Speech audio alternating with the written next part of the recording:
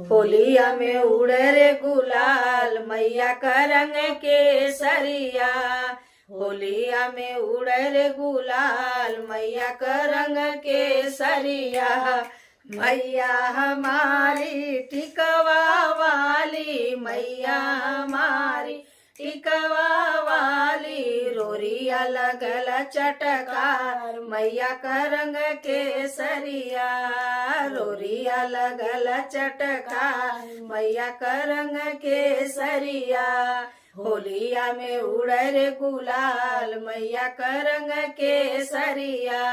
मैया हमारी नतिया वाली, मैया हमारी नतिया वाली, झूलनी लगेला चटका मैया का रंग केसरिया।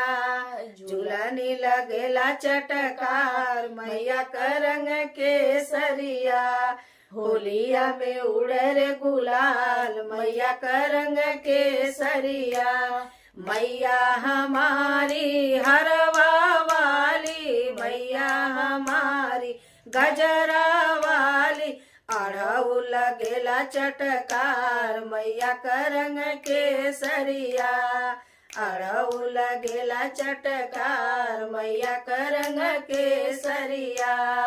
होलिया में उड़े रे गुलाल मैया का रंग केसरिया।